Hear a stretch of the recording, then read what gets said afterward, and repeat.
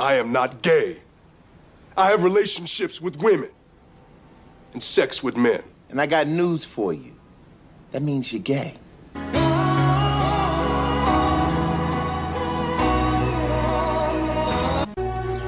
retarded?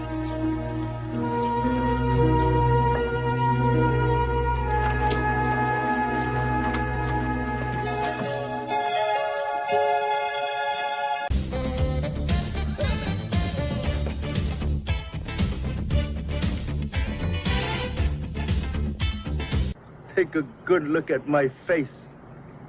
I am an Oriental.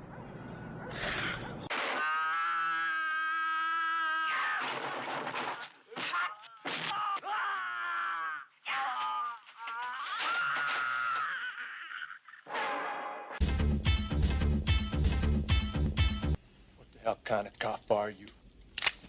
You know what I am? I'm your worst fucking nightmare, man. I'm a nigga with a badge. That means I got permission to kick your fucking ass whenever I feel like it.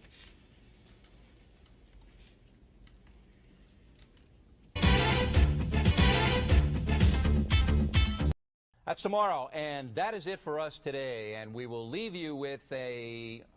I can't do it. Okay. We'll do it live. Okay. We'll do it live. Fuck it. Do it live. I'll write it, and we'll do it live. Right. Fucking thing sucks.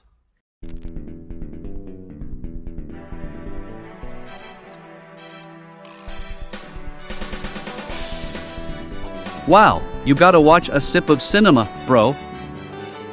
Nah, it's bloody shit, mate. Don't watch. Hadouken! 9, 8, 7, 6, 5, 4, 3, 2, 1.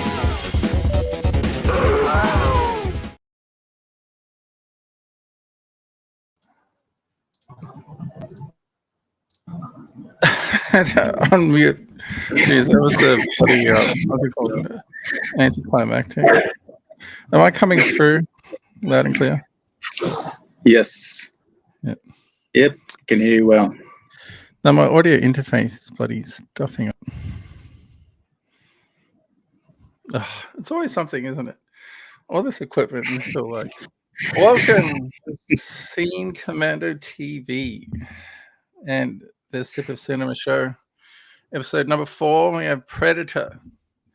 We have to get to the chopper and watch the bloody show if you haven't already.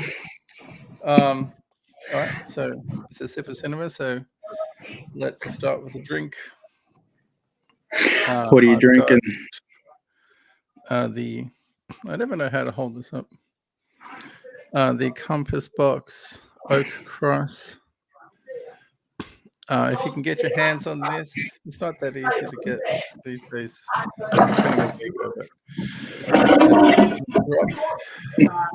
Now, what have you done? Just drinking an amber ale. It's called Hellfire. Oh, where's that from? It's also an Australian beer. Is it? It's a Bright Brewery. In Bright. Most likely. I assume so, but it is Australian made. So, all right, you're gonna pour one in. Pour it in, nice and slow. I had an idea for what we can do at the start of the show. I want a bit more head. Yeah. That looks good. Oh, that looks good.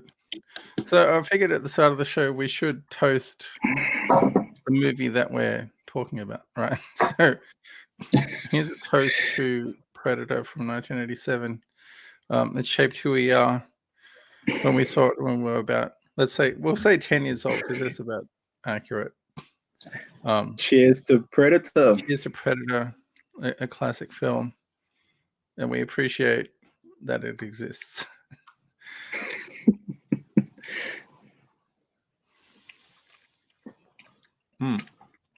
I'll let you try the oak cross next time. This isn't bad. I'll bring you some of this. Yeah, for sure. It's a bit toffee with some nuts. It's nice. So it's not like citrusy or whatever. Oh no, I don't like those citrus beers. That grapefruit. No, I thought the Cooper's Red wasn't too bad. Like it's sort of on the very edge of tolerably citrusy. Yeah. So, all right. So, what's your experience? What do you remember about Predator growing up? You said that it shaped us and influenced us, but it also kind of left us scarred psychologically. In what way? I think, like as a kid, like I just remember how they played the music, how violent and gory it was, and it's like these soldiers or these actors, they kind of like they're just getting killed left, right, and center, pretty much. Yeah. It just disappeared on my screen. Ah, there you are. Yeah, but like that was as a child, but as a grown adult now, it's got one of the most memorable action sequences like of all time, in my opinion, with where they gun down half the jungle. It's just very, very memorable for me, that scene in particular. Yeah, well, it had everything that a kid would like back then, Arnold, like badass soldiers, huge guns, like funny one-liners, like this one-liner thing has become a theme in the Sip of Cinema videos so far. Like just about every movie we've talked about has some sort of funny element to the script and the characters, which I guess is a common trait with movies back then. So this is one of them as well. It's definitely not meant to be a comedy, but you're always chuckling and laughing to yourself watching these movies again and again. So I don't know. I think if we talk to Arnold about the scripts and how he acted, I think he would say that there is like this element of goofiness to how he presents, how he delivers the line, how he presents characters. Yeah, like obviously it's not taking it 100% seriously, but I guess it's a balance, is what I'm trying to say, between taking it seriously as an actor, but also adding this underlying comedic element to his performance, which is why I think he became so popular as well. Like he wasn't just the serious bodybuilder dude, there was this wry humor to him. Yeah, you can see that in all different kinds of movies that he did as well. He did some comedies like Twins and Kindergarten Cop and things like that. So he's definitely had that in his repertoire, and he wanted to show people that as well. Yeah, even a movie like True Lies, which is like an action movie like that, it still had, established comedic elements to it, especially with his interaction with Jamie Lee Curtis in that movie. That was sort of the pinnacle of this cross between Bill Paxton as well. There's some really memorable scenes in that too. It's really fun. Which one? Yeah, Bill Paxton. Movie? Oh, Paxton. In True Lies. Oh, yeah, True Lies, Paxton again. Yeah, remember he's selling him that car, and he goes for a drive with him. Paxton. Yeah. Pat Paxton is becoming underrated the more we delve into these movies. All right, let's begin. So The Predator from 1987 begins with a shot of the Predator's ship actually landing on Earth. So we sort of start in outer space, and you compared it to the beginning of Star Wars, which I thought was appropriate. Yeah, just the I think it's like an orchestrated score. Just the music and the setting. They show the name Predator, and they have that loud music behind it. Yeah. So the Predator score is also very memorable and iconic in itself. And it's sort of represented or replicated, I should say, in the 2010 movie Predators. A lot of I think they should have called Predators from 2010 Predator 3, because it really was like a sequel to this movie. Like it's a spiritual successor to the movie, in every way. So it's sort of confusing why they called it Predators, not Predator 3. But did you see Prey, by the way? No, I was meant to watch it yesterday, but there was a birthday party on and never had the chance. I just want to bring it up then, because if you did, I would bring up some stuff, as point of comparison, but I won't.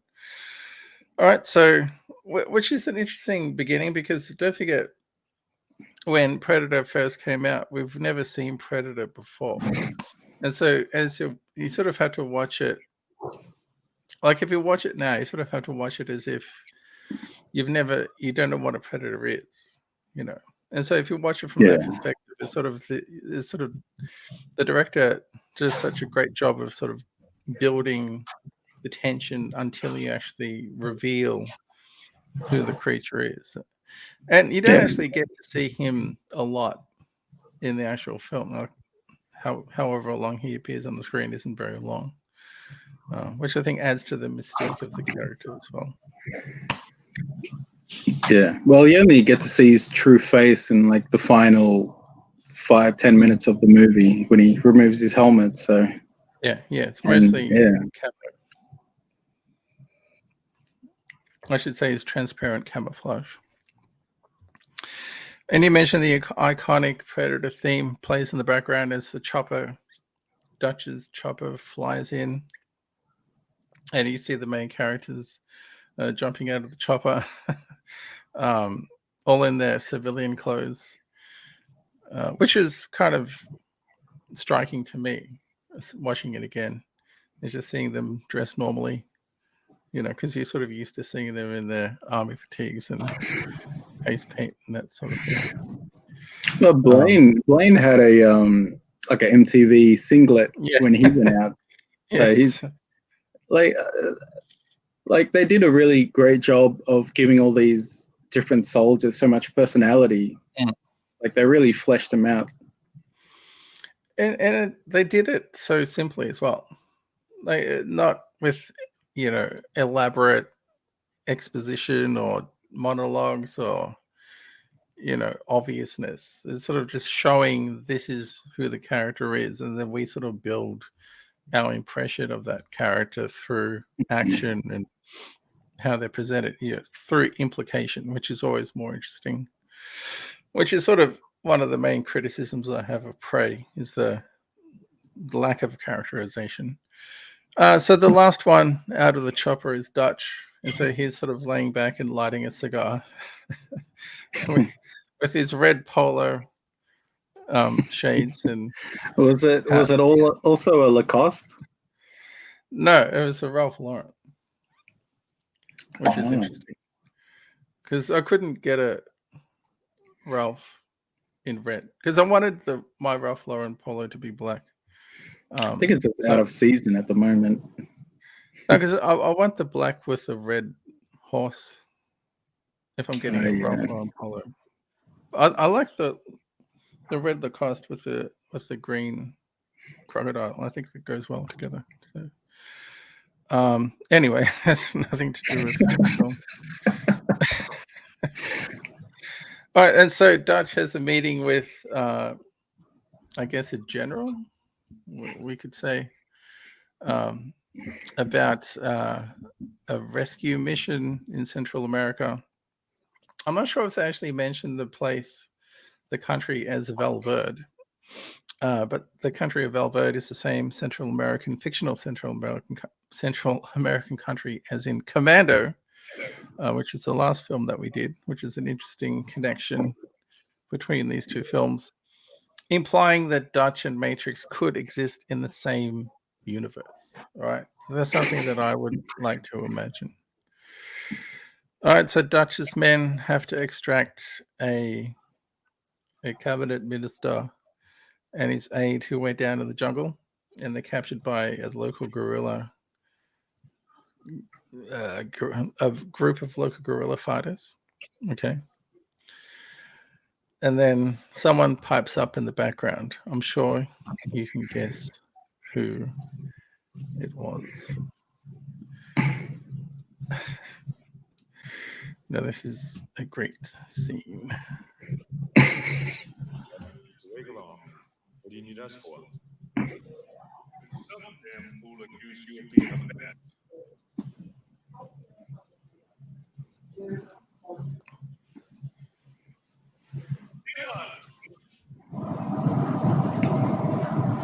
Son of a bitch.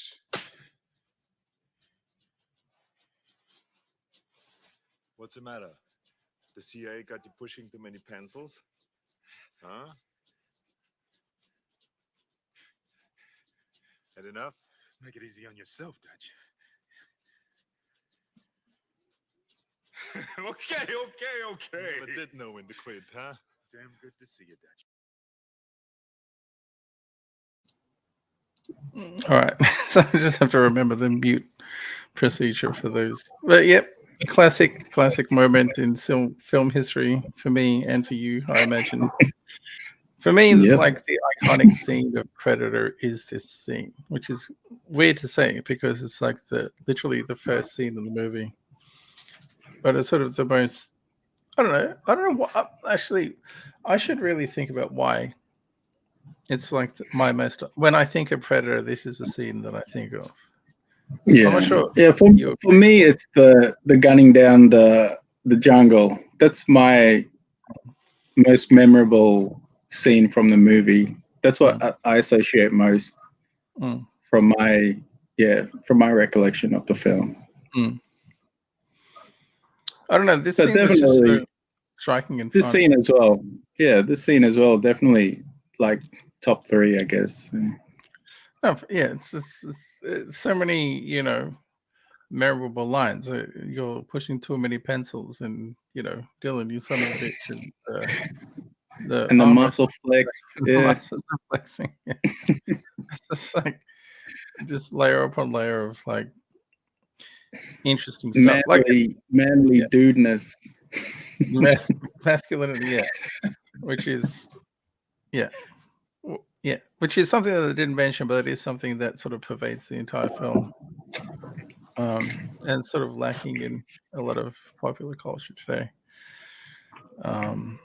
I don't know. It's just resonant for like it's fun.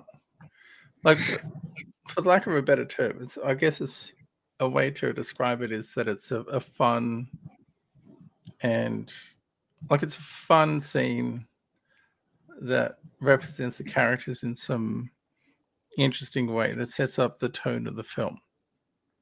I guess the first like 10-15 minutes sort of sets up the tone of the film in terms of from the character's perspective. Like you sort of start with the characters, right? And then that sort of creates the tone and the atmosphere of the rest of the movie. I think that it's like a false like tone at the start. I think it kind of gives you like a false sense of security, like these like badasses gonna get the job done, and then like you're put through kind of like a torture watching them all get killed slowly. So no, you're right. That's how I take it. Yeah. No, you're right, because I should also say that it sets the tone, but also allows the horror elements to pervade the second half of the film. Because you realize that these guys who seem invincible are being, picked off one by one very, very easily by this alien creature. And so that sort of creates this contrast from sort of the joking elements of the first half of the movie to the horror elements of the second half of the movie, which I think adds to the timelessness of the film. It's not just this singular sort of tone or attitude throughout the entire movie. It sort of changes. It sort of creates tension in that way, I think. All right, so Dylan and Dutch reminisce about the good old days, and then Dutch learns about the mission that his team is hired to pull off, which is, as I said, a rescue mission of a cabinet minister. Well, that's what he thinks it is at this stage of the movie. And then Dylan says he wants to go with Dutch's team, and just that we'll only work alone. But Dylan has to go as well, because Dylan is CIA and he needs to be on the inside to make sure everything goes smoothly, because the plan isn't always as it seems.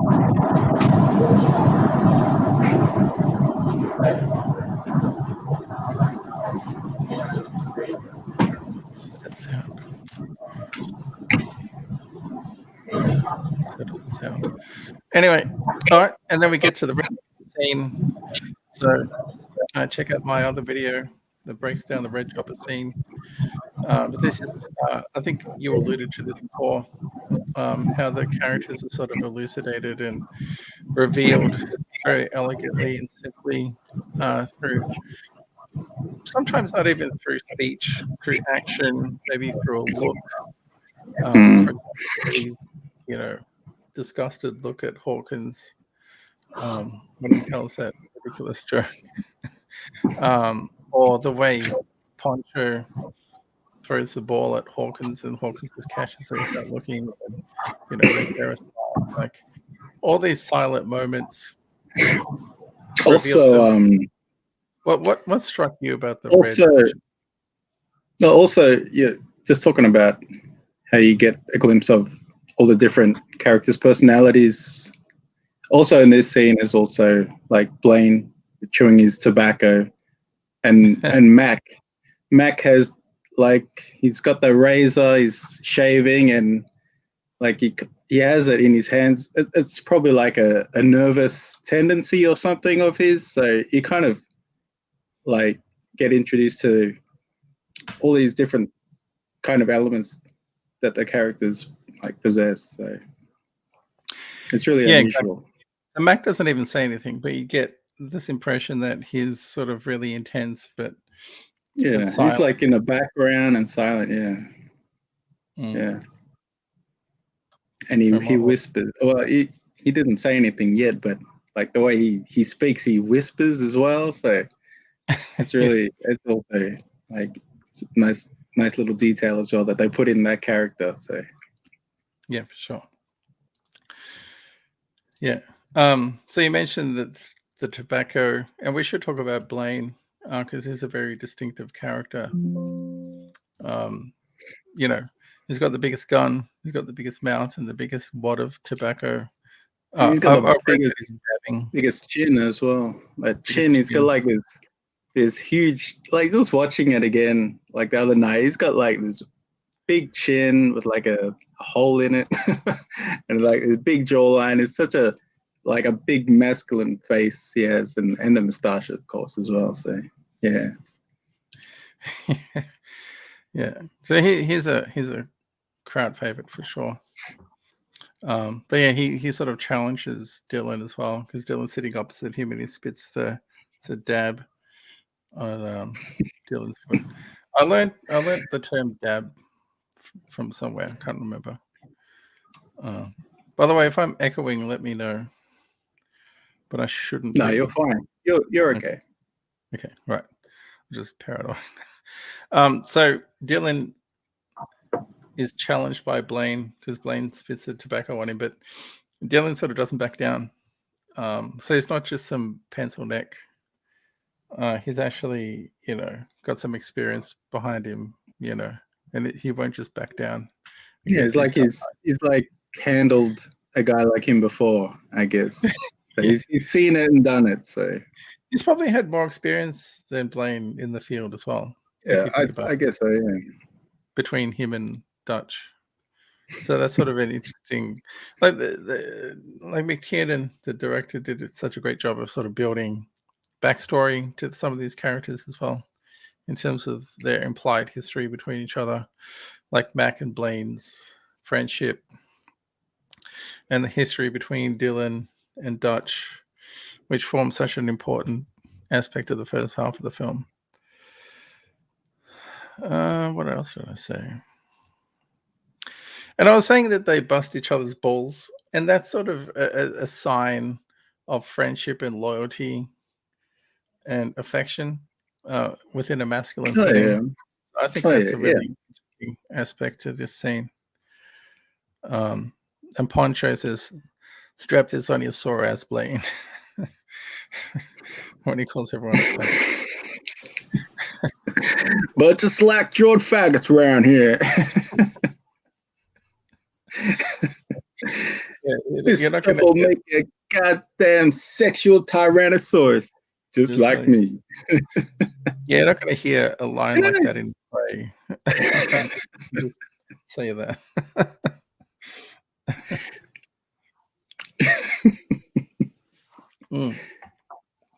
I can't stop sipping on this Oak Cross. So the alarm goes off and the music goes down. Oh, we didn't even mention the song. So Long Tall Sally by playing in the background. So when I was younger, this song fit so well with the scene because it sort of fit with the characters, but and with like the context of the scene and the movie. I don't know. I can't explain why though.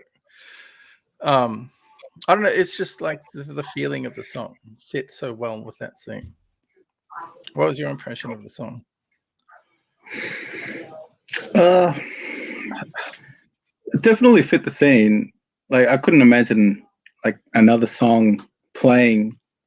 Definitely kind of like a kind of like a going into battle anthem song, pump them up, get the blood pumping. Yeah, it's just a really iconic song, and also that scene as well is very memorable as well. Yeah, it's a feeling song because the lyrics have nothing to do with like battle or aliens, or whatever. Because the song is actually about this guy who like sleeps around with a lot of women. About this guy called Uncle John who pretends to be depressed all the time, but all he does is like hang out with heaps of women or whatever. Because I actually started listening to that song independently of the film. Listening to the lyrics. Yeah, because it's a really good song. So I was just listening to it like, you know, as you would listen to any other song. Like way before we were doing this show. So it's sort of interesting to go down the rabbit hole with these old songs sometimes. All right, so it's go time. The alarm goes off, the music is turned off.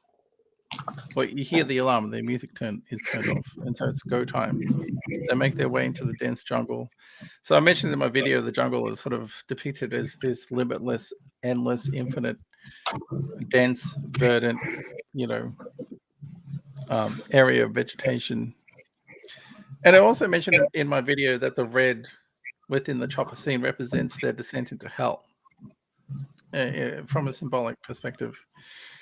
Because of their experiences once they reach the jungle. And you can sort of make the analogy to hell because the alien, being a foreign species from Earth, sort of inhabits this jungle area. So he's not human or animal. He's not of this world. And so you can sort of establish that the red chopper scene is this portal into this hellish dimension where they have to contend with this demonic creature called the Predator.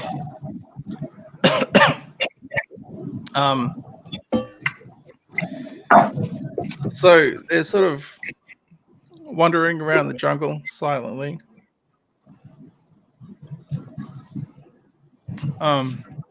An interesting aspect of this movie is seeing sort of the military training being incorporated into the acting and the various scenes within the jungle, especially some of the hand signals and the way the soldiers behave when they want to sort of crawl through the jungle silently, especially when they're sneaking up on the guerrillas. But initially, as they're making their way through the jungle, Poncho spots the chopper in the trees. And then they climb up and discover the bodies of two soldiers.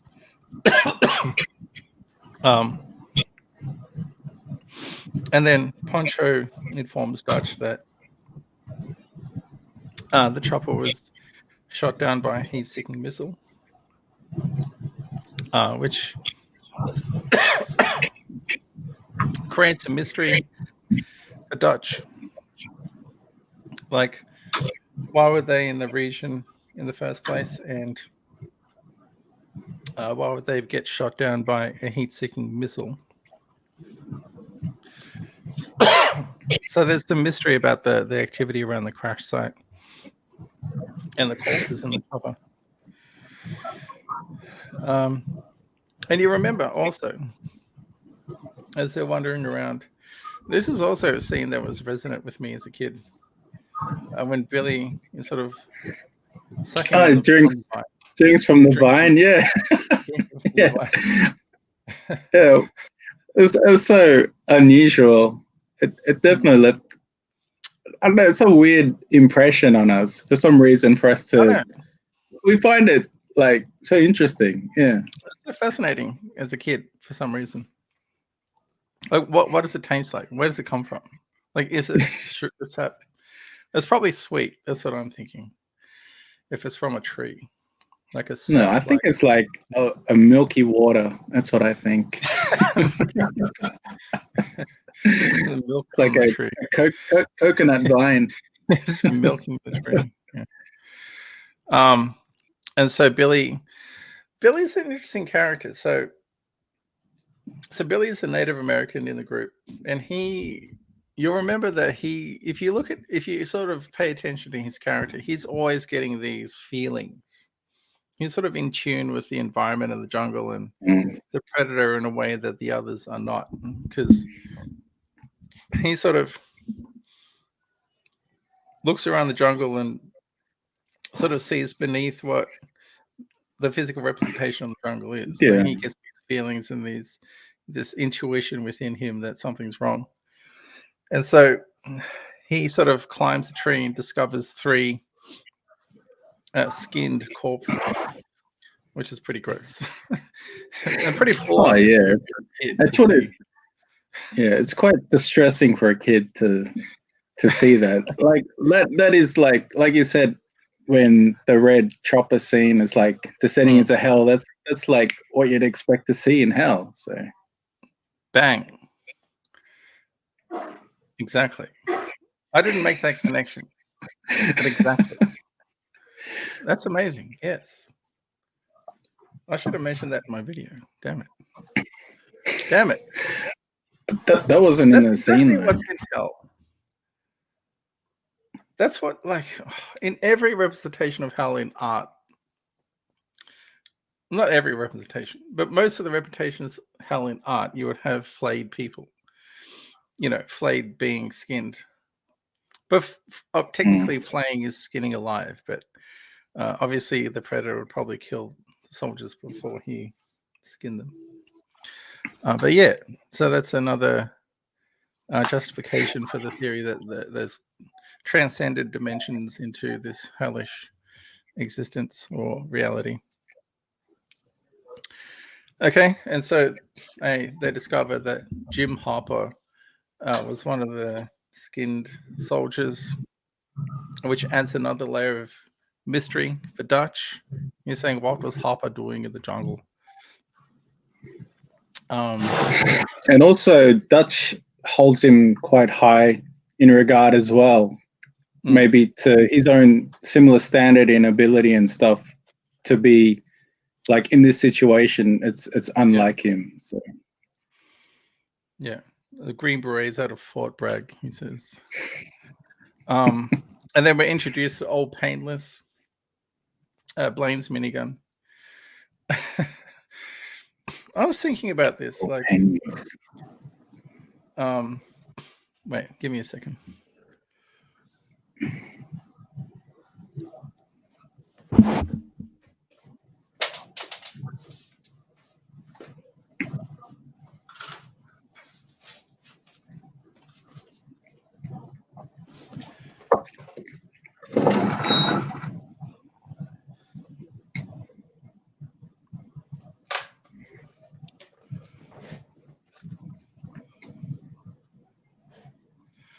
I was thinking about this because, all right, so Blaine's got the minigun, right? And Dutch, he's got the M16 with the grenade launcher. And do you remember the gun that Dylan has? it's not a Hockler, is it? No, it's one of these. MP5. It is an MP5. By the way, this is a fake gun. Look like it's a toy. YouTube. A toy YouTube. But a pretty accurate representation of MP5. I noticed that because you saw this with all the attachments. So I took all the attachments off, and it looks exactly like the weapon that Dylan has when he encounters a predator by himself, which is interesting. But he was dual wielding. I think, was it 2 MP5s that he had? Could have been. Could be. Yeah, because you could, shoot this one-handed. If it just spray and pray. Fake gun. That's a really annoying noise. I don't know why they just didn't just replicate, the sound of an MP5 from Call of Duty or something. All right. And so we're introduced to the predator's thermal vision and his distinctive growl. And I wrote that the soldiers are depicted as these helpless blobs of color compared to the predator through his vision. Supposed to be the predator's vision is supposed to be based on snake's infrared vision.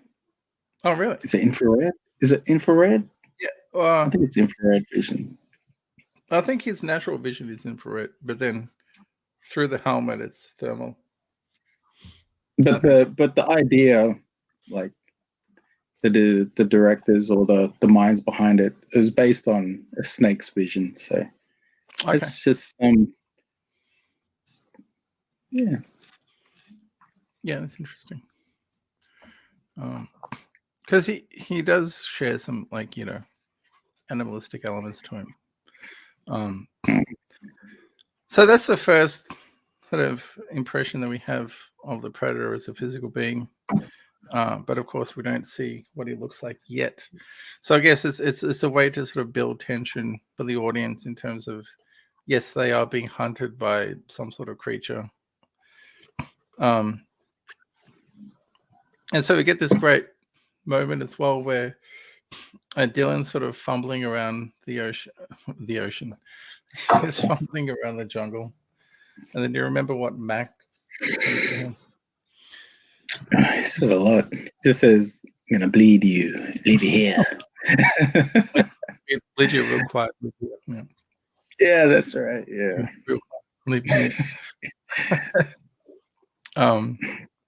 So again, yeah. So another clue that Dylan's sort of the interloper to the group. He doesn't quite fit in because he's CIA and he's not part of the team.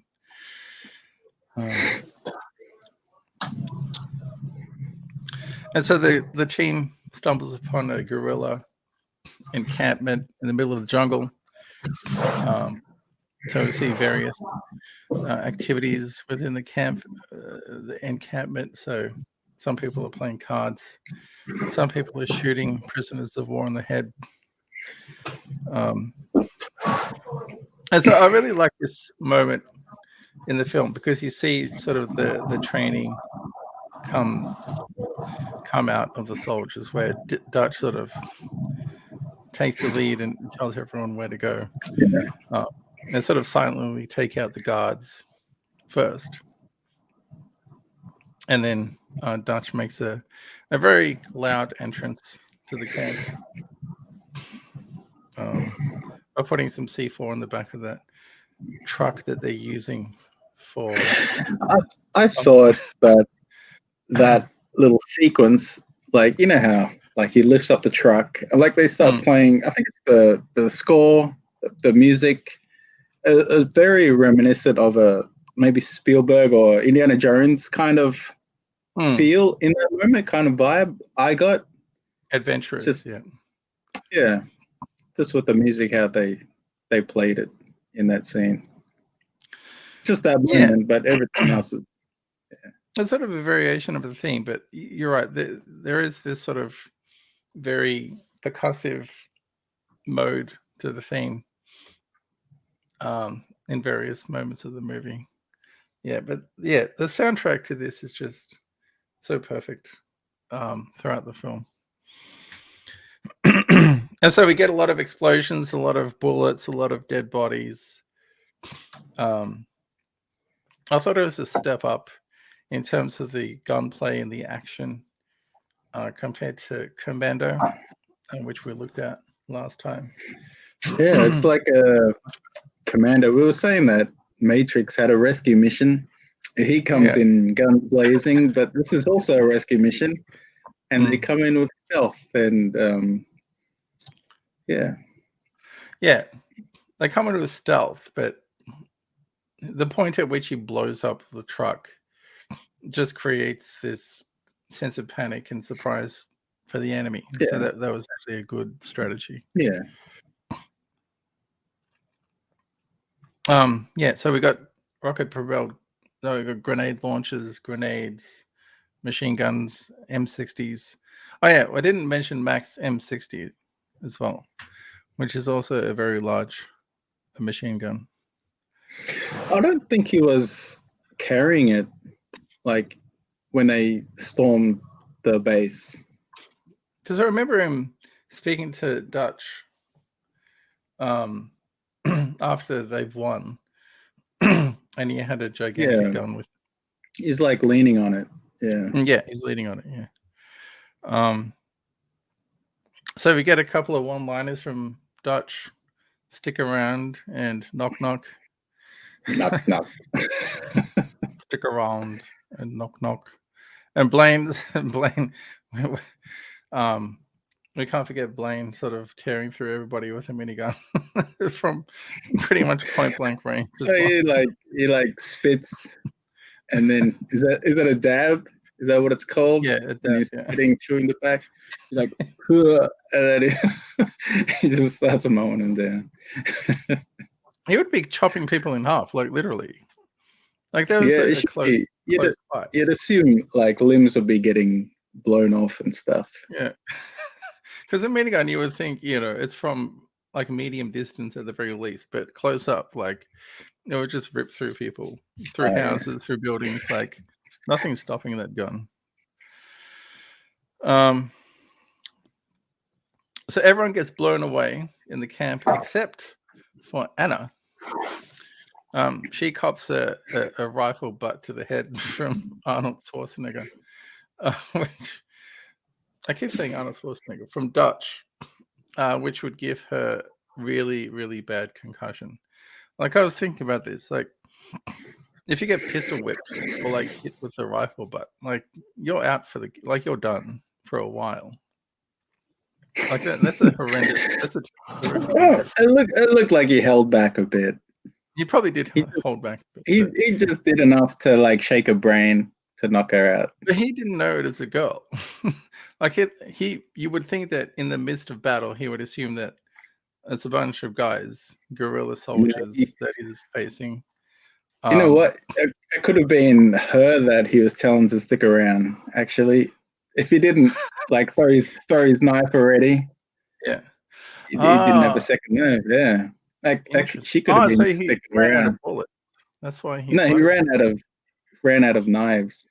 Oh, interesting theory. So she was lucky. But I thought Anna was an incredible character throughout the film. But we'll talk about her later. And so Dutch finds out the truth that the cabinet minister was actually a CIA operative in the region. And the other soldiers that they saw at the camp were actually Russian military advisors. And so it turns out that Dylan sort of cooked up a story and put them in the meat grinder.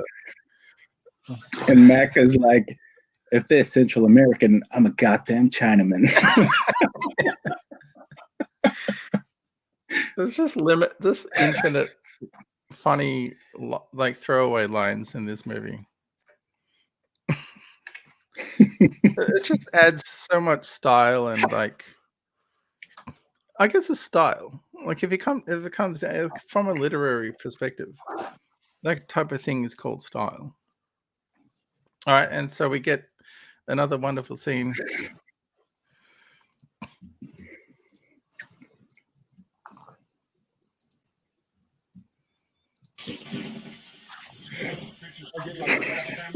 The Alabama tick. You're hit, man. I ain't got time to bleed. Oh, okay.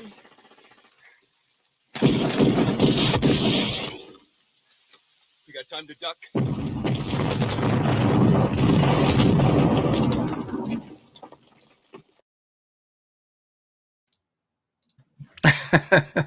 Looking like an Alabama tick. Like I love that line. You're bleeding, man. Yeah. You got time to So duck. much. I like that sort of So much showing, masculinity. letting the dirt like fly over onto his head as he's smiling.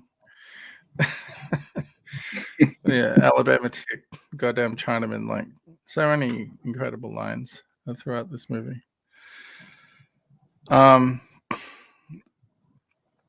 And then after that, we get the scene with Dylan, the face-off between Dylan and Dutch, where the truth is revealed.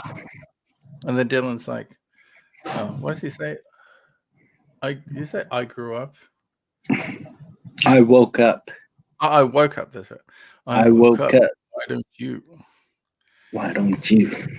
Yeah. It's very ominous. Like, no, but Arnie kind of ragdolled him there. He like picked him up easy and put him against the wall. Yeah. Well, I'm like, you got to hand it to Dylan, and he doesn't back down from anybody. He's not, because the reason I say that, because usually characters like that, they're really weaselly. Like I'm thinking of Burke from Aliens, like he's really weaselly. But you get the impression that Dylan has a job to do, and he's going to do it no matter what, even if his friend has a problem with it. And then there's this exchange where Dutch realizes that his manager's expendable assets, and then Dylan agrees, yeah, you guys are expendable. I need you for a job. I need you to do something, and you're going to do it, Yeah. Is the attitude. But then Dutch also realizes they need to get back across the border in order to get a chopper out of the region. Yeah. But we also get this wonderful scene.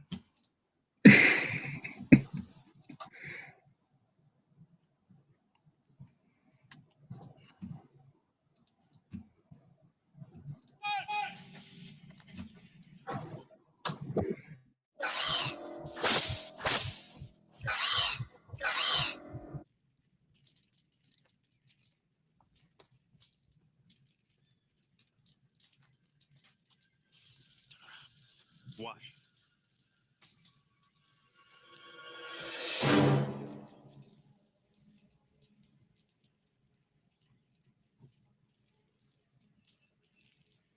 Thanks.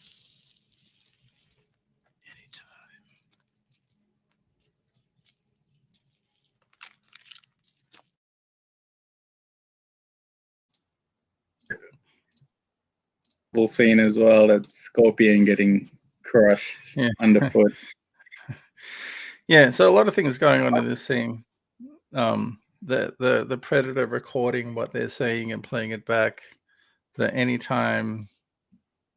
I thought you were gonna play the Billy line. Which line? There's only one way out. It's only way out. It's valley to the east, but I wouldn't waste that on a broke dick dog. That's right. Broke dick dog. I think it's just before that scene. Yeah. Another great line, another hilarious line, memorable line. And then straight after that, we get a follow-up joke from Hawkins, which actually makes Billy laugh. And so Billy's laugh also gets recorded by the Predator. But then Billy stops laughing and gets the feeling that somebody's watching him, which again is,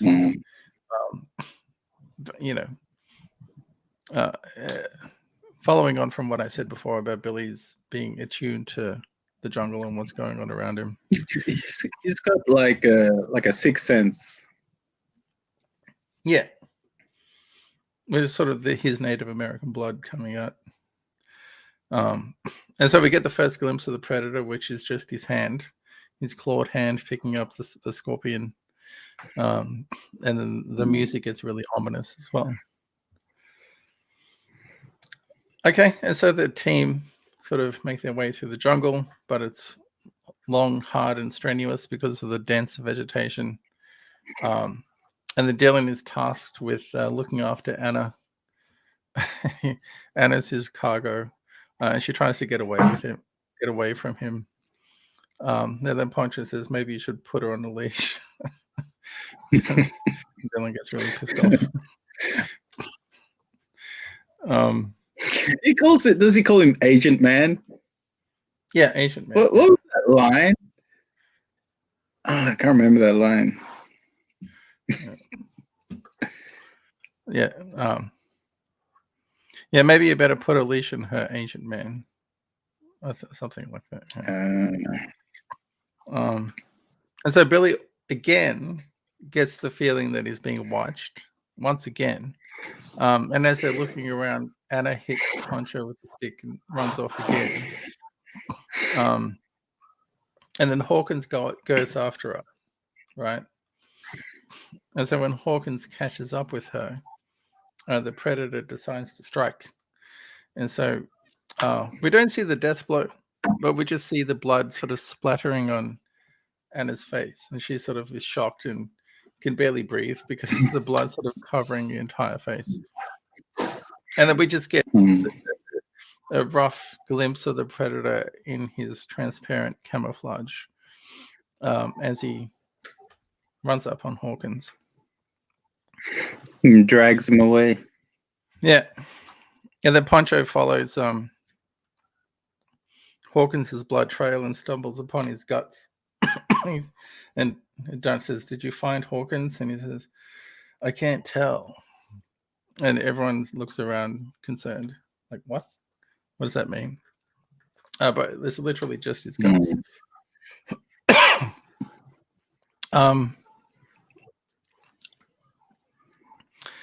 So Poncho tries to question Anna, but she just keeps saying that the jungle came alive and took him, which is understandable because the predator was literally transparent. And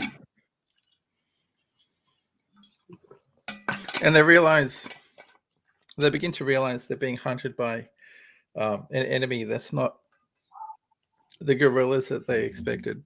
It's something else entirely. And from the audience's perspective, they're officially being hunted by the predator, if it wasn't clear before. And then we get this great shot of the camera panning all the way up this tree, following a blood trail. And then we get to see Hawkins' body high up in the canopy disemboweled. We get the impression that he's disemboweled because he's still in his skin. And he does have a hole just below his rib cage as well. It looks like something was pulled out. So his corpse wasn't so disgusting as the rest. But, his fate was implied through the discovery of the guts. And next to the next victim of the predator is our friend Blaine. So again, another great moment in the film where the audience is sort of thrown off guard because Blaine sort of thinks something is in the jungle, but it's just a skunk. And then as he relaxes, the predator attacks. It blows a hole through his chest, which is really cool. hits him twice. One in the neck, shoulder. Like stuns him, puts him in a daze, and then the second one just blasts from behind through his chest, through his stomach. Which is a really cool effect because you see the blood sort of spray and vaporize, which is really good special effects. And then later on, Dutch and Dylan sort of examine the wound. But before that, Mac sees his friend go down. And he also sees the predator in his transparent camouflage flash his yellow eyes, which is a really cool effect as well. And so Mac just flips out. He goes crazy. He starts blasting into the jungle. He picks up Old Painless and starts blasting into the jungle. Then everyone joins in, and Anna's trying not to go deaf. I was watching this scene again, and I was like, that would be like the noise of that moment would be indescribable. Like just one of those guns, the sound, but then all of them together would be unbelievable. It's a really emotional scene as well. When I was watching it again, like watching Mac, like he looked like he's like angry and he's grieving at the same time, and like no one's saying, oh, he's shouting. I'm not sure what he's screaming out, but he's like unloading the clips and stuff, and then everyone else just comes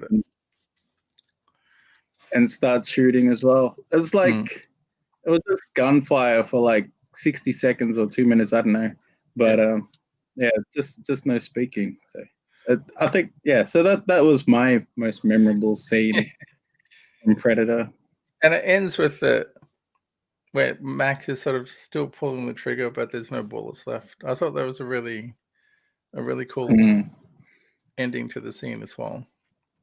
I could just hear the barrel. That's one of the. It's like, that's what made me feel it as a very emotional scene as well. Yeah, like all these like little bits that they like put into it. Yeah. Yeah, because the emotion isn't overdone. Like it's sort of inserted in very specific moments within the story in order to maximize the effect or the emotional output, you know. And it's also justified, you know. You can tell that Mac and Blaine had a special connection. And also within the context of soldiers in the battlefield, you know. I've heard many soldiers talk about how their bond with their squad mates is unlike anything else in their entire lives. Like even girlfriends or wives or whatever, like the bond with your squad is like nothing else. Because you're sort of facing these life and death situations. And so you become bonded in ways that most people can't comprehend. So I thought that was well represented at that moment in the film. So you get the really nice contrast between the barrage of bullets and then the complete silence in the jungle.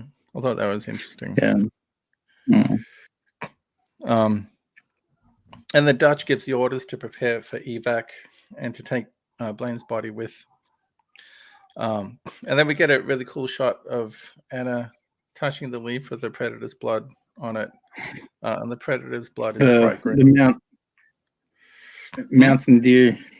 Oh, the Mountain Dew.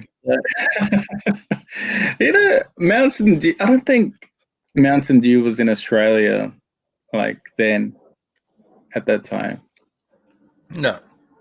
So we wouldn't be able to compare it to anything. It'll just be like a neon yellow blood. No, it's like you would compare it to things like Toxic Avenger or like the slime from Ghostbusters. Oh yeah. Like green is always like a slime color, you know. Ninja Turtles. Yeah. Like in this. Oh yeah, you got the Ghostbusters slime and stuff. Yeah. Yeah. But I thought it was really awesome to make the blood bright green because they're so distinctive and different to everything else around it. Because they could have easily made it black, you know. Yeah, because originally they were thinking of making the blood orange for the predator, so they changed it to yellow. It's a fun fact. Wait, they changed it from orange to yellow to green. No, it's like a greeny yellow. Oh, What greeny they yellow. ended up with, It's but like a neon. originally it was going to be an orange color. So yeah. Orange would have been a bit weird, unless they made it really bright, Yeah. like a neon. Like a neon orange. Yeah, that would also be weird. Something bright. So it's sort of this, they could have made it blue. but it's sort of interesting having the parallel between the xenomorph acid blood and the bright green predator blood. I thought that's interesting choices for the sort of the description of an alien being. And so we get this really cool moment where the team sort of sets up traps and booby traps around their encampment in the forest, in the jungle, I should say, with traps and explosives. And then we get a scene at night with the full moon where Max sort of gives an emotional farewell to his friend with a sip of booze from his flask, and then he puts the flask on Blaine's chest as he wraps up the body bag to be buried with his friend. So, further to your point before about the sort of the emotional resonance of that sort of masculine relationship, in the war context. There's sort of a really nice way to wrap that moment up in the film. To give that sense of loss a bit of closure for Mac and for the audience. So, I mean, I just keep coming back to like the skill in storytelling in this movie. Like on the surface, it's just this horror sci-fi action movie, but then within it, like the storytelling is really high level. Storytelling, characterization, things like that. And we get another really cool scene that I enjoyed as a kid, where the predator is sort of tending to his wounds, and it's got this gigantic gash in his leg that he has to sort of stitch up with his alien technology first aid kit. He got his own little med kit. Yeah, that's really cool. Portable hospital. Yeah, and some sort of clamp instead of stitches. Yeah, he clamps it, and he's got some kind of trigger nozzle thing that he sprays or cleans up or sucks up blood, or I don't know. And this is so interesting. It's like never seen anything like it at the time. Yeah, there's aliens like he's come prepared. He's like he expects to get hurt, and he's gonna like patch himself up. Well, it's a clue as to the warrior nature of the predator as a character, isn't it? So, there's more clues dropped throughout the film that the predator is actually this intergalactic warrior, and he's part of this endless line of warrior species, alien species. So that's another clue that he's this warrior and lives by a certain code. Like from what Anna says, it's like he's like a demon. He makes trophies of men. So you kind of think it could be some kind of supernatural thing as well at the same time. Yeah. Based on. Yeah. So so when does it actually? When do you actually make the?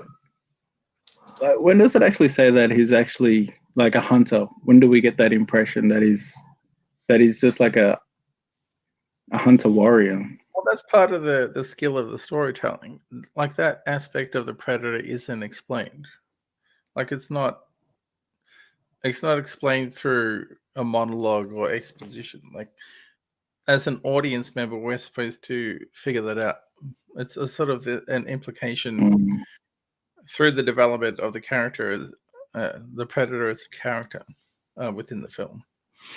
the fact that he has trophies, the fact that he only attacks the warriors within the group, which we'll get to later, because there's a few scenes later where that element is explained between Anna and Dutch, which I think is really interesting. So the next part is Dylan reveals that the rescue team can't get there for a while, so they're sort of stuck, and they have to sort of do something to stay alive. And then they start questioning Mac about what he saw, and you can tell that Mac is sort of shaken up, like he's barely there with them, like they always have to call his name. Is this after that boar trips the tripwires and sets the flares off, and then the predator comes and takes Blaine's body? This is after that, yeah.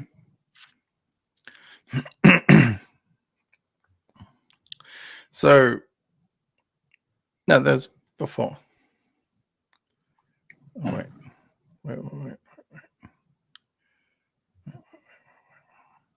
wait. No, not according to my notes. When Mac was saying, those eyes, they disappeared, and Anna was saying the jungle, they came alive and took him. So it sort of deepens the mystery, I guess. And then Poncho sort of questions Billy as well, because Billy's not one. Yeah, Billy's always like he seems spooked, and everyone can see that something's got him riled, and you got to see him. Yeah.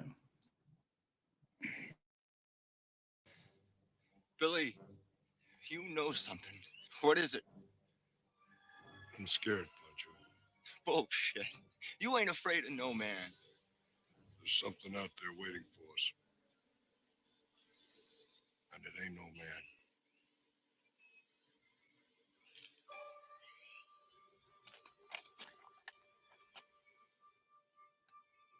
We're all gonna die.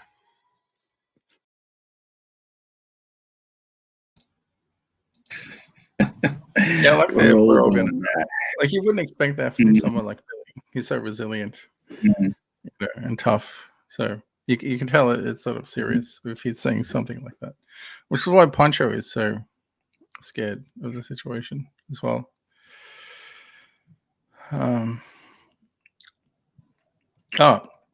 I know why you said wasn't the boar scene then. I think I jumped ahead of myself. I said when Mac says goodbye to Blaine was before. It's actually now. So I put that moment too early. That's why your timeline was a little bit confused. Yeah. Now Mac gives his speech to the moon to honor his friend Blaine, and that puts his flask with his friend to be buried. Okay.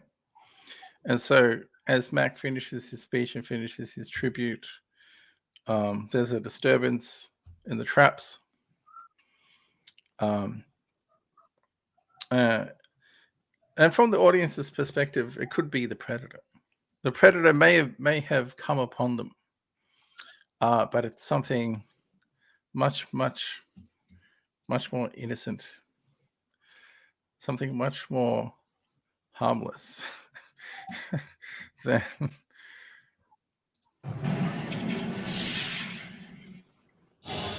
Back! Let's work! Hell are you? Where are you? Back! Back!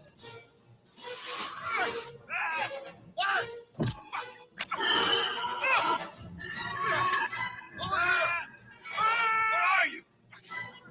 Fuck with the back! Back! Where are you? Jesus. Got you, motherfucker. Killed you. Fuck. Jesus. You killed a pig.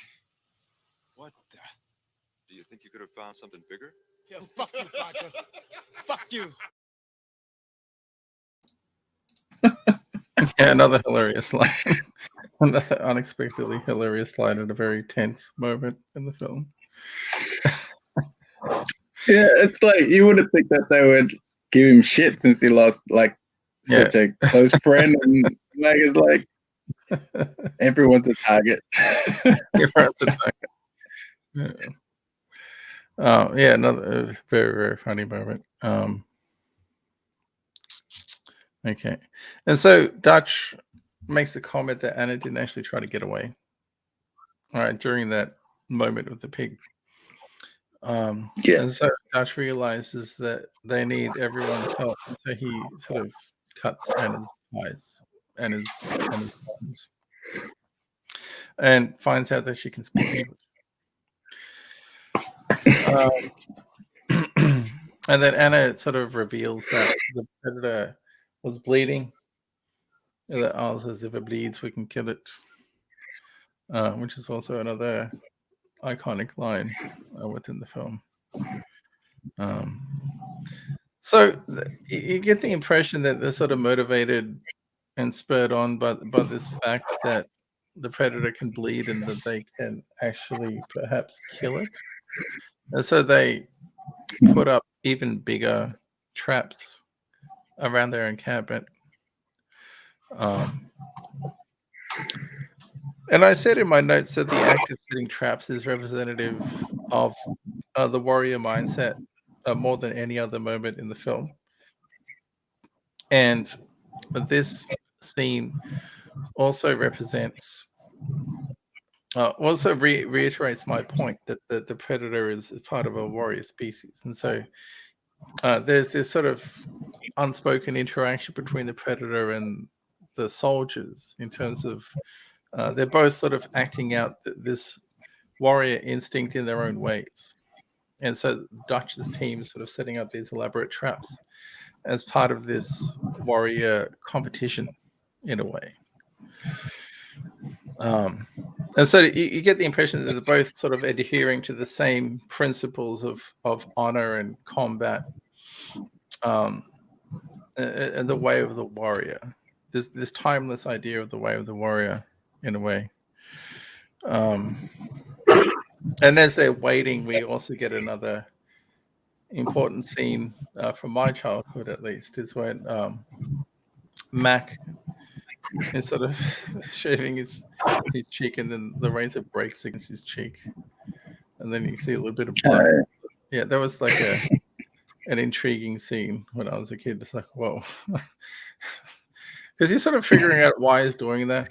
As a kid, you can't figure it out, like, but as you said, it's like this nervous tick, anxiety, or intensity. And like I makes sense.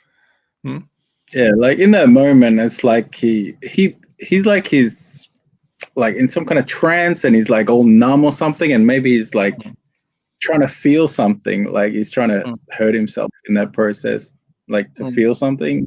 I don't know, but maybe to keep him aware or alert. Yeah, could be.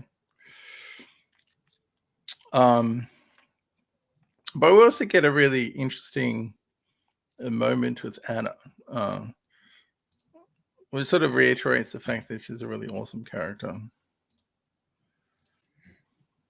We found a man. He looked like butchered. The old women in the village crossed themselves and whispered crazy things, strange things. El diablo cazador de hombres. Only in the hottest years this happens. And this year it grows hot. We begin finding our man. We found them sometimes without their skin, and sometimes much, much worse.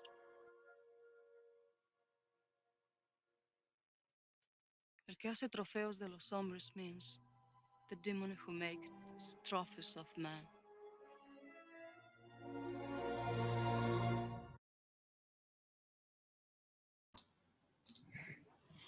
Yeah, so a really good short bit of exposition from Anna about the history of the predator in that region. Once again, reiterating the theory that the predator is a hunter, intergalactic hunter, or a warrior species.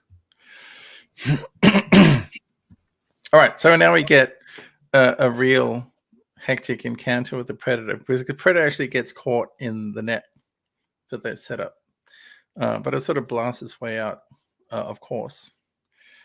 And so the predator is finally revealed to the entire team, not just to one or two of the members. So everyone sort of freaks out, of course. But then the predator sort of runs away, and then Mac runs after it by himself to get revenge for his friend. While the rest of the group have to get to the chopper. And Poncho got he got wiped out by that humongous log. I was about to mention Paul Poncho. So he gets destroyed by a log that's sort of intended for the predator. Yeah, but he can make it, according to him. His ribs would be destroyed. Like You probably had a lot of broken limbs as well, I imagine. Yeah, because he actually went flying, didn't he? Like it wasn't just hitting the chest; like he was like flown back. So Mac is on his own personal mission, and interestingly, he starts singing "Long Tall Sally." He keeps repeating, "Gonna have some fun, gonna have some fun." Can I have me some fun? Can I have me some fun? Yeah. Can I have me some fun? Yeah. So he's sort of desperate to get revenge for Blaine. But then Dylan sort of redeems himself in a way, because he volunteers to go and help Mac take on the predator. Even though I think to some degree Dylan realized that this is sort of a suicide mission in a way. There's no way to be sure, but I'm just guessing that based on what they now know about the predator at that point in the film.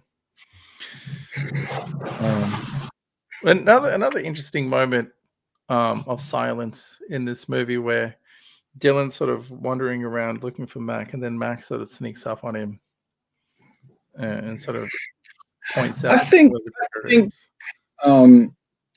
Dylan, like what they know about the predator, he probably thought that he could kill it. I think he honestly thought that they could kill it. Like he and Mac can team up and they can kill it. But it's just that they weren't aware of all his abilities. Like he can see the heat signatures, and like they think they're hiding from him, but at the same time he can see them playing his day, like coming up. So they definitely were at a disadvantage that they were like definitely not aware of.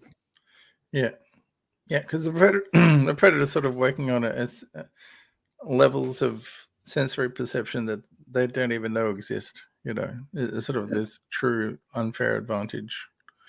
And so that Mac and Dylan sort of try to plan out how they're going to take on the predator. But despite Mac sort of being silent and sneaking around, he still gets shot in the head by the predator,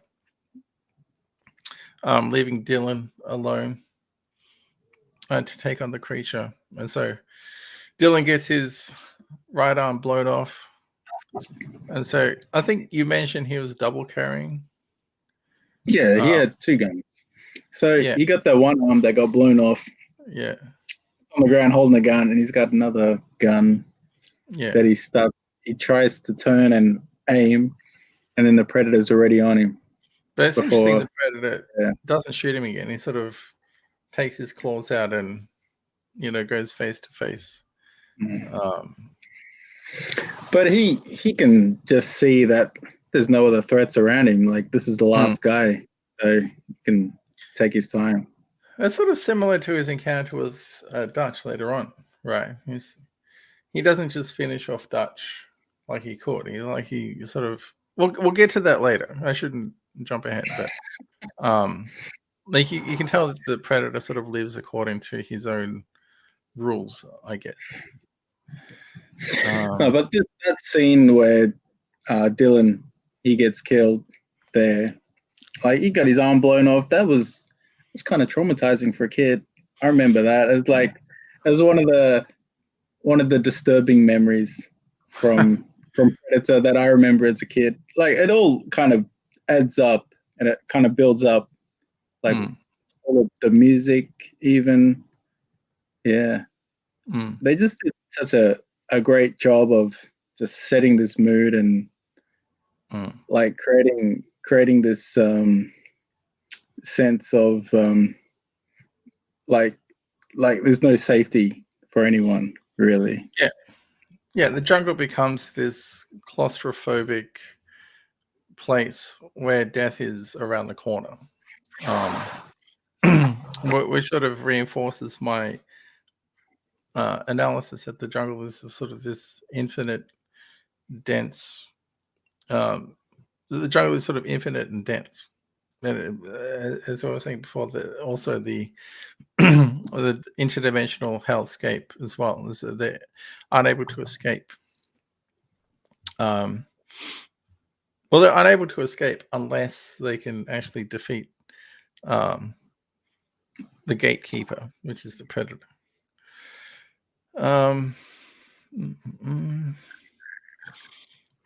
Yeah. Yeah, so so the predator shoots off Dylan's armor, then guts him with his claws. But just before that, we get an interesting moment between Dylan and Anna, where they're sort of making their way to the chopper. And Dutch... Did I say Dylan before? Dutch and Anna are sort of making their way to the chopper with Billy and Poncho. And then Dutch tells Anna not to pick the gun up. And so this is the point I was going to make before, that the predator only attacks the other warriors. He doesn't attack Anna because she was unarmed when she was with Hawkins before. Like the predator could tell that she was running away from the other warriors, and she was unarmed and not a threat. And so he didn't kill her; he just killed Hawkins. And so that's why Dutch doesn't want her to be handling a gun, which we'll get to again in just a second. Because we get to this great iconic moment in the movie.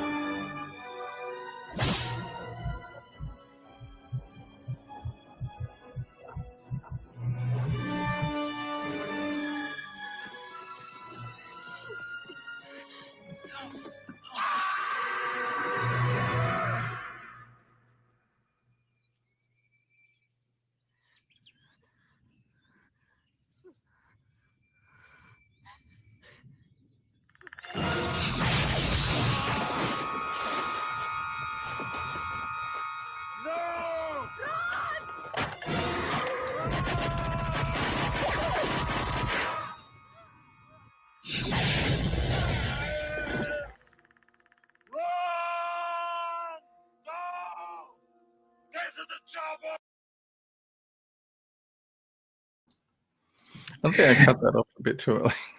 Yeah, I think so. But yeah, you see that he kicks the gun out of Anna's hand and then blasts away at the predator, right? Because he doesn't want the predator to get, to get the impression that Anna's some sort of threat or a warrior. So there's an interesting dynamic between them. The sort of Dutch's perceptive awareness of the situation and the habits of the predator. So that was really good. But it was really well filmed scene as well, where Dutch is pretty athletic, being able to kick and aim all in one movement. Hip fire. Hip fire, but it was much better technique than in Commando, I'll give him that. He sort of learned a few tricks with heavy machine guns. between that movie and this movie. But yeah, I like heavy machine guns in movies. I just realized. But the Predator ambushes Dutch and his crew, as we saw in that clip. Sort of. I guess he kills Hawkins at that moment, shooting him in the head. Yeah, And the Dutch is injured. Yeah. And then we get the one-on-one struggle between Dutch and the Predator to finish the film. So this is a really interesting moment in the movie where it's just one-on-one between Dutch and the Predator.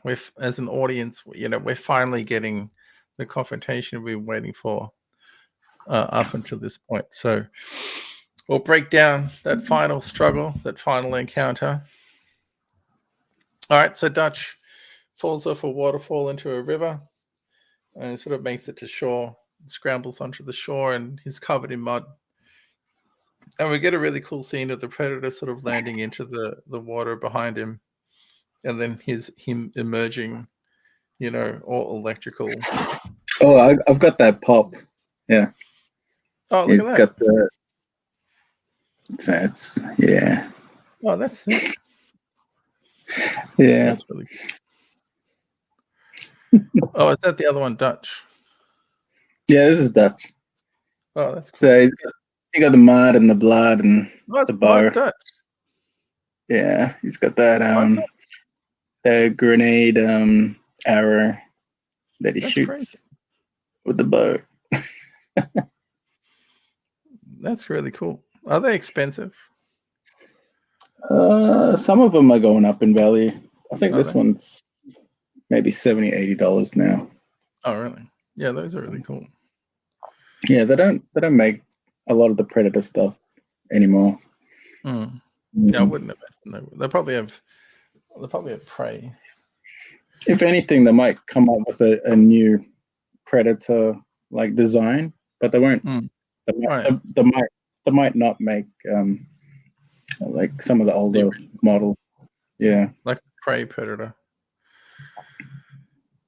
Maybe Prey.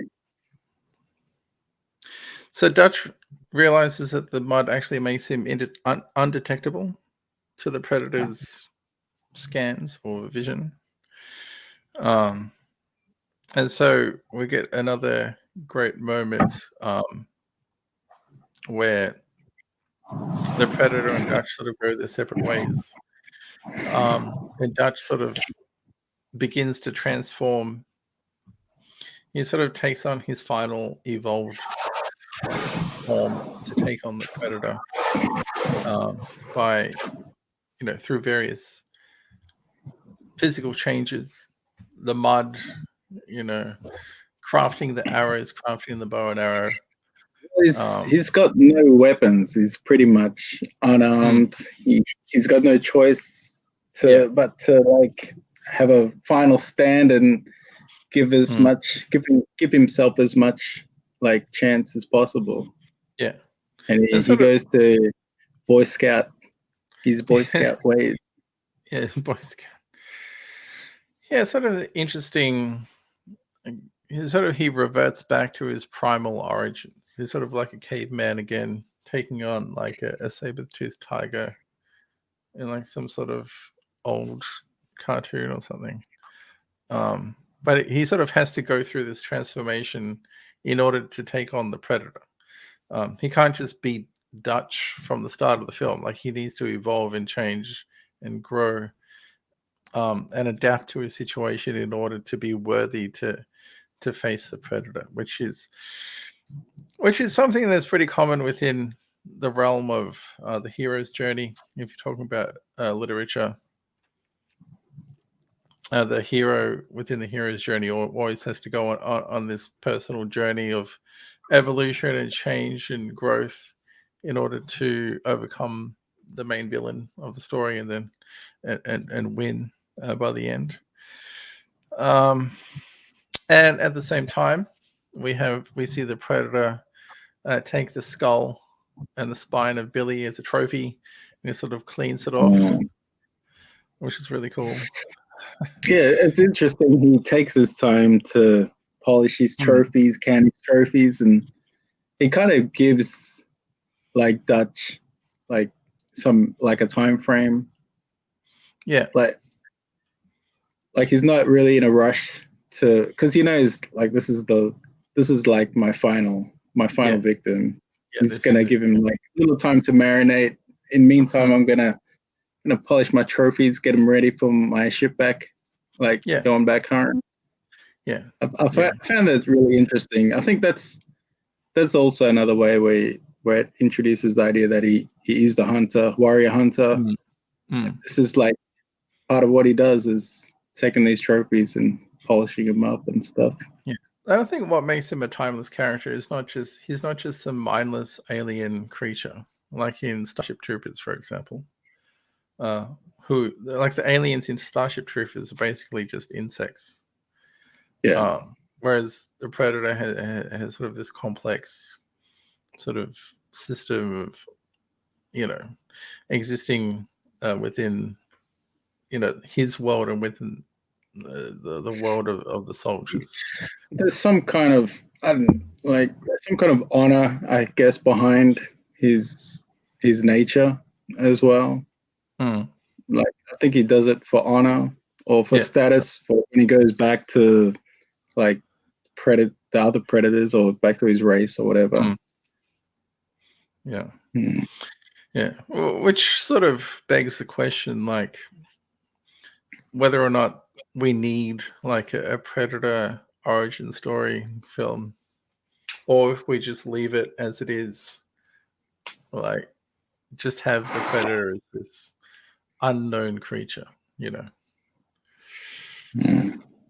I don't know. You can probably argue both ways, but this is a great scene.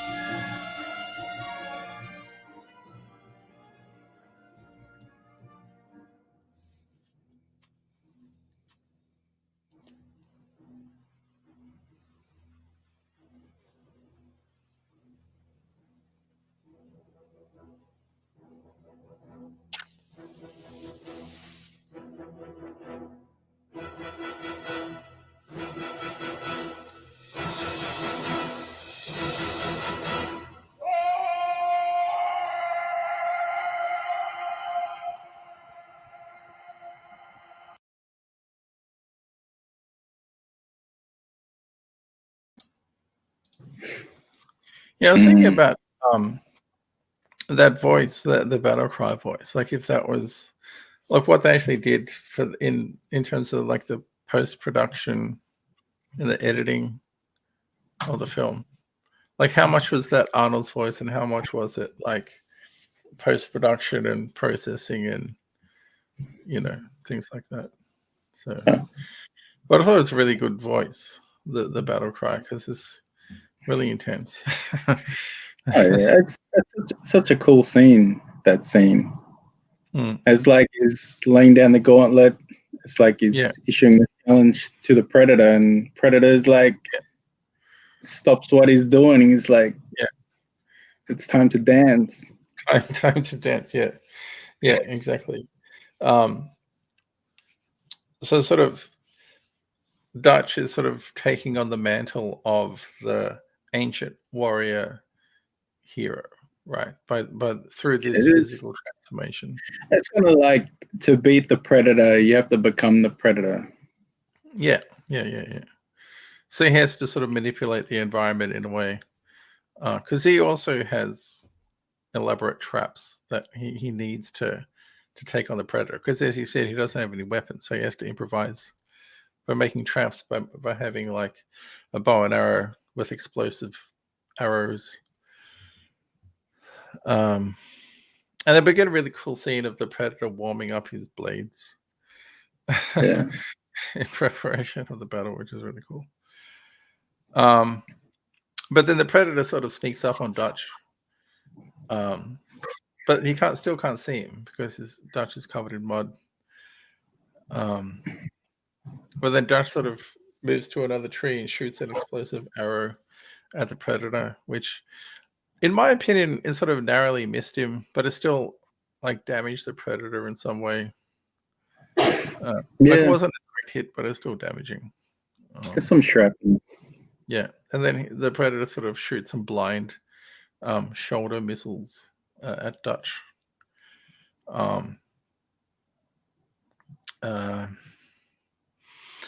And so there's more sneaking around by Dutch, but the predator once again gets the jump on him and sort of sneaks up. But Dutch has an explosive surprise, I wrote in my notes.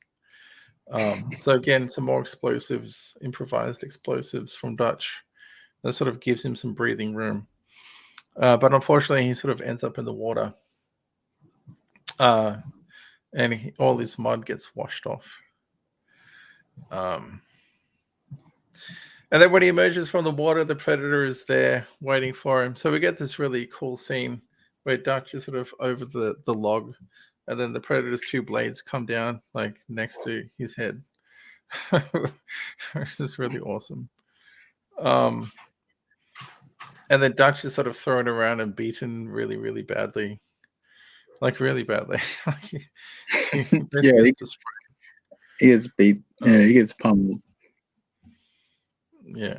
But we keep coming back to this idea of the predator having some sort of honor, the way of the warrior spirit. Because as we were saying before, he doesn't just finish off Dutch. There's more to it than that.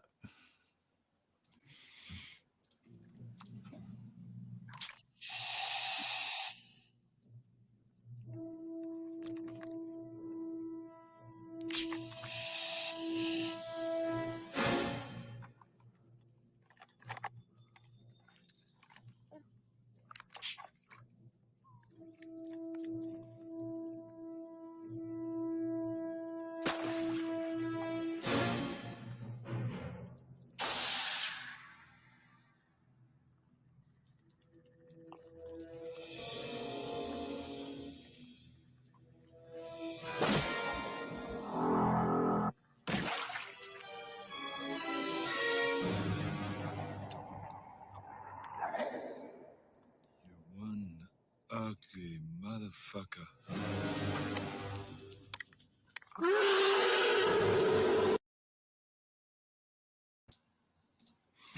Yeah. So again, another wonderful scene from our childhood. The first reveal of the predator's ugly face. Yeah, it's such an ugly face. Like it's the most disgusting, horrific face you could imagine, probably. I can remember as a kid just trying to figure out like what the hell is going on with that face. Like it didn't make any sense to me. Like in terms of eating, for example. It's like it's the most horrific like deformation or mutation or something. But yeah, it's just another great idea from the directors to sort of have the predator sort of reveal himself and to sort of come down to Dutch's level to fight him one-on-one, no armor, no weapons, just fists, hand-to-hand combat, old-fashioned hand-to-hand combat. So I thought that's a really interesting moment of character development with the predator. So yeah, it just reiterates what we were saying before about Dutch's line, like when he reveals his face, "You're one ugly motherfucker." It's like that's what everyone's thinking in the cinema at the time. The audience is thinking that exactly. Yeah. Exactly. Yeah.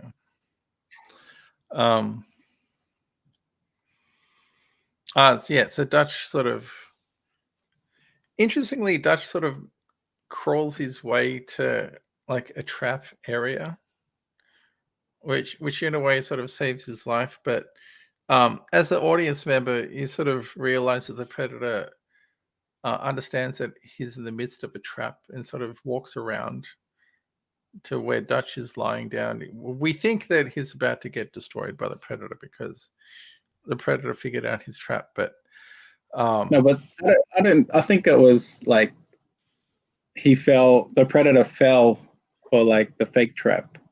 He like thought it was a trap, and so he went around and went into the actual trap.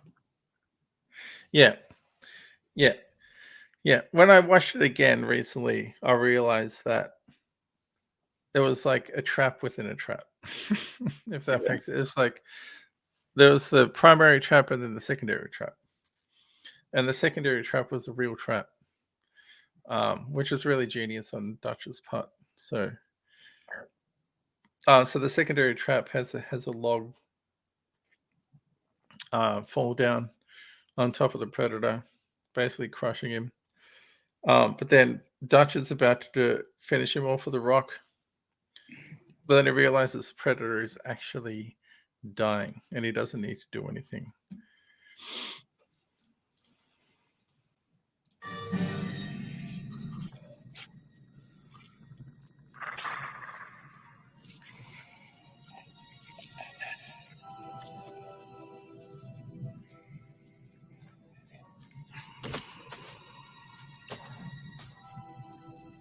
What the hell are you?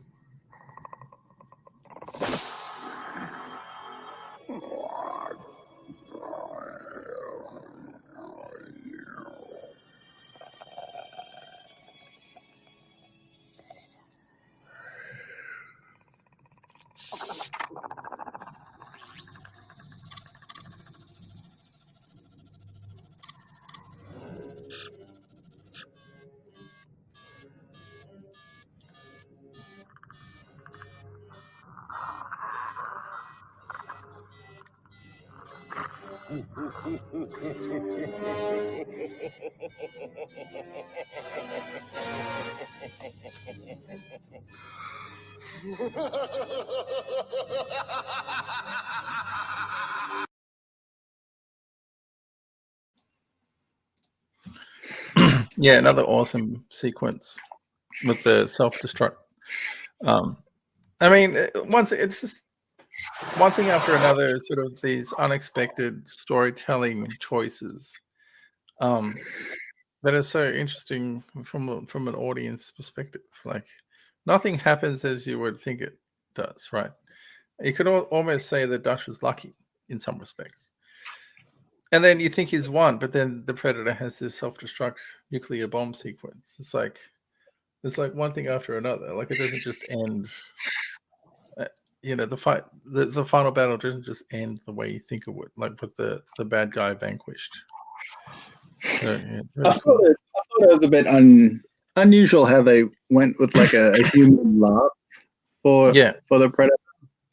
Not like, I don't know, maybe put like a voice on or something, but he actually had a human, like a human cackle, kind of like the Joker or something. Yeah, it was this evil maniacal laugh, but you got the impression that it sort of could be an amalgamation of all the laughs that he's sort of recorded over the years, or something in the memory banks that he sort of plays at that moment. But yeah, another a great sequence and ending. But I wanted to play this final sequence because I'll explain in a second.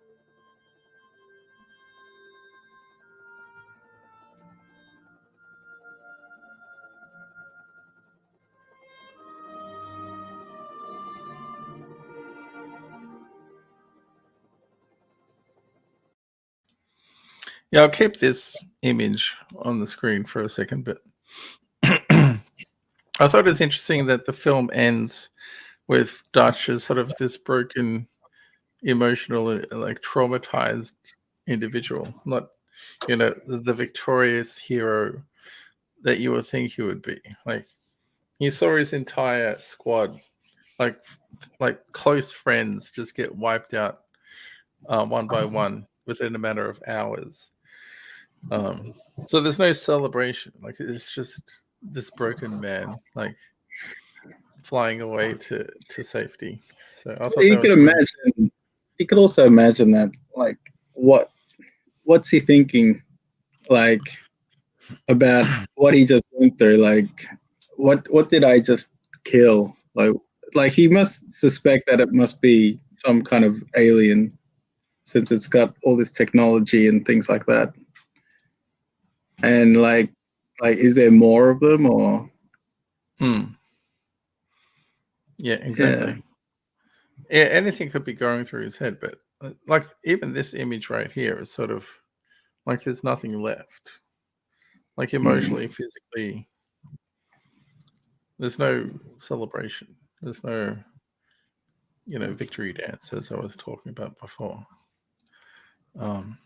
Which you don't really get often in, when the hero emerges at the end of an action movie or a sci-fi film, or so, the hero is always this, indestructible superhero in a way.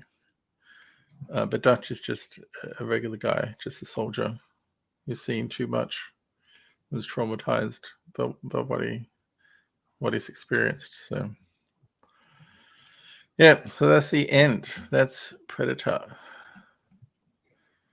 Another classic film, another great episode of A Sip of Cinema. I enjoyed this one.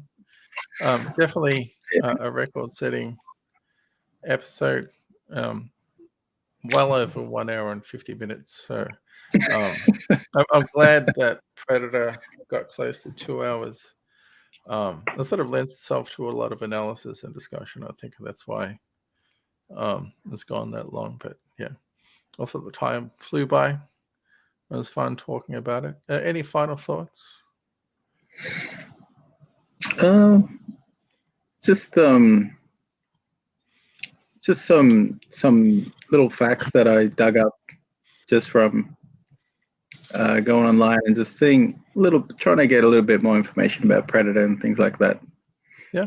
So, like the original main character was supposed to be Native American. Oh, really? And it's actually later changed to Billy's role, and so the main character ended up being Arnold Schwarzenegger for Dutch. Oh. So it was kind of like transformed there. So some connections to Prey then. And also, like, you must know also that the original Predator was Jean-Claude Van Damme. I knew there was something I forgot to talk about. I was going to talk about JCVD at the start, and then I completely forgot. Yeah. Let's talk JCVD now. So, yeah. So Van Damme was supposed to be Predator, right? But Predator is actually played by a guy called Kevin Peter Hall, who was like 7'6" or something. Wasn't he like 7'2"? So Kevin Peter Hall, he's 7'2", and he was actually in one of the last scenes in the movie. You remember the African American soldier pilot in the helicopter? That's actually Kevin Peter Hall. Kevin Peter Hall. Damn. So that actually, because like it was really really tough time for him, like wearing a suit in the jungle and doing this performance. They kind of rewarded him with like a little like on-screen action bit at the end there, so which was nice of him. So you actually get to see him in the flesh as well. So that was interesting. That's interesting. But yeah, back to Van Damme. Interesting mythology with who played Predator, and also with Van Damme in the 80s, considering where Van Damme's career ended up. But do you have any interesting So- facts about JCVD? So he was supposed to wear the Predator suit, and the Predator suit looked nothing like the current suit that ended up being. He was kind of had like a duck head with like a lobster body. Like I think I saw that. Body. It was horrendous. So when Hawkins gets carried off, it's like a red suit. So when Hawkins gets killed and dragged, there was actually, I think that was Van Damme dragging him, but that was actually the suit, but it was camouflaged. Oh, wait, I've got this right here. It's like he like grabs his leg and drags him. It's like a lobster pincer. Yeah, check this out. Yeah, this stuff. I remember seeing the video of this. It's Van Damme in that suit, and apparently he hated the suit. He is always complaining and pissing and moaning about it. And then eventually they had to scrap the idea. They got rid of Van Damme and I think they like stopped production, and then they got, who did they get? I can't remember who, but they got someone else to come up with a new concept because Van Damme was short as well. Like he couldn't really be the bad guy. I mean, this big hunter warrior going up against 6'2" Arnie when he's like 5'9", I think. He's 5'9", really. I wonder why they came up with this crappy suit, unless it was like for special effects reasons. I don't know. No, apparently they were telling Van Damme was under the impression that he's the bad guy. He has to wear the suit and he gets to fight Arnie, and like he's expecting to do like martial arts and stuff. Yeah, but so like he was, I guess the way they promoted it to him was like false completely. So he was just hating it. And there's no way for Van Damme to predict that Predator would become what it became. To him, it's just another, sci-fi movie. Like there's no legendary mythology behind the Predator franchise. So yeah, it's interesting when you dig into the true Hollywood stories of some of these movies. Any other interesting tidbits, or should we wrap this up? Oh, we can wrap it up. I think 2 hours is about time. Time. 1 hour 59 and 10 seconds now. So it's going to wrap up very tidily at almost exactly 2 hours, which is really awesome. I think for Predator, it sort of deserves it. I'm not sure what we're going to do next time. We'll talk about it tomorrow. I don't know if you're coming through tomorrow, but we'll talk about it. Yeah, definitely. We'll talk about it what we're going to do next. But yeah. All right. So don't forget to like and subscribe and to Sync Commander TV. We've got a lot of content coming, not just movies. Don't forget to like the movie. It's good for the algorithm. And we'll say one more cheers to Predator. It's a wonderful film. Cheers to Predator. Cheers to cinema. Cheers to us. Yeah, we got the 2 hours. And we'll see everyone next time on a Sip of Latest. Cinema.